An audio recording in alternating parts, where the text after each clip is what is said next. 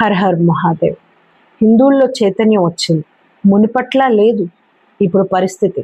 ఒళ్ళు దగ్గర పెట్టుకుని ఉండండి. నాస్తిక ముసుగులో ఉన్న ఉగ్రవాదులకే చెప్తున్నా, ఒళ్ళు దగ్గర పెట్టుకుని ఉండండి. హిందువులతో డిబేట్ చేసేటప్పుడైనా, హిందువుల జోలికి వచ్చేటప్పుడైనా, ఏవైనా విమర్శలు చేసేటప్పుడైనా. ఏవైనా విమర్శ చేయొచ్చు, తప్పులేదు. ఆ విమర్శ ఎలా ఉండాలంటే ఎదుటివాడు ఆ తప్పుని సరిదిద్దుకునేలా ఉండాలి, అంతేగాని రెచ్చగొట్టేలా ఉండకూడదు. అందులో ఏమీ లేకపోయినా కూడా విద్వేషం చిమ్మే రకాలు ఎవరైతే ఉన్నారో వాళ్ళకి మాత్రమే ఈ వీడియో. ముత్యాలమ్మ గుడి మొదలుకుని కొడంగల్ మసీదు వివాదం, అలానే పెద్దమ్మ తల్లి ఆలయ వివాదం,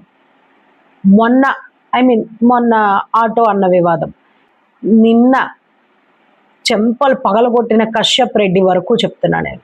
ఈ ఉదంతం వరకు చూస్తే మీరు ఒకటి గమనించాలి. క్షాత్రం మేలుకొంది, హిందువు మారుతున్నాడు. నిన్నటి వరకు నిమ్మకి నీరెత్తినట్టున్న కింది స్థాయి కార్యకర్తలతో సహా ప్రతి హిందువు రియాక్ట్ అవుతున్నాడు. అన్యాయాన్ని చూసి, అక్రమాలను చూసి వెనకడిగేసే రోజులు ఎప్పుడూ పోయాయి.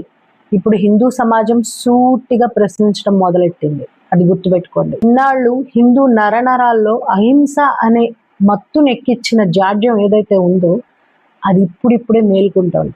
క్షాత్రం దాన్ని నిద్ర లేపుతోంది. కాబట్టి హిందువులతో మాట్లాడేటప్పుడు చాలా జాగ్రత్తగా వ్యవహరించండి. వస్తున్న మార్పుల వల్ల హిందువులకు ఏమైనా నష్టం జరుగుతుందా? వీసమెత్తైనా లేదు. గుర్తుపెట్టుకోండి, నరాల్లో సెక్యులరిజం, లౌకికవాదం, బద్ధకం ఇవన్నీ నరాల్లో ఇంకిపోయిన హిందువుల్ని రెచ్చగొట్టి మీ విమర్శలు, అలాగే మీ కువాక్యాలతో, అంటే దుష్ట వాక్యాలతో మీరే రెచ్చగొట్టి నిద్రలేపుతున్నారు, మీరే తన్నించుకుంటున్నారు. చాలా నార్మల్ గా బతుకుతున్న హిందువుని, తన పని తాను చేసుకుపోయే కామన్ మ్యాన్ హిందువు, అలాంటి వాళ్ళని కట్టర్ హిందువులుగా తయారు చేస్తున్నారు. ఇక మీదట ఈ దాగుడు మూతలు సాగవు. మారాల్సింది మీరే, పారిపోవాల్సింది మీరే. మారకపోతే పోయేది కూడా మీరే. ఇన్నాళ్ళు నిజాలు దాచారు, వాస్తవాల్ని కప్పిపుచ్చారు కాబట్టి హిందువు కూడా లౌకికవాదం అనే దుప్పటి కప్పుకుని హాయిగా నిద్రపోతున్నాడు. కానీ ఇది సోషల్ మీడియా యుగం. ప్రతి సత్యం నివురు గప్పిన నిప్పుల బయటకు వస్తూనే ఉంది. సత్యం సగర్వంగా సాక్షాత్కారం అవుతోంది.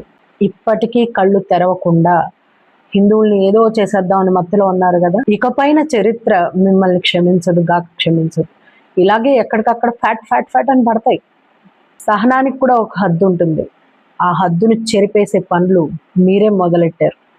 ఇప్పుడు చైతన్యం విశ్వరూపం దాలుస్తోంది. దానికి ఆహుతవ్వాల్సింది కూడా మీరే.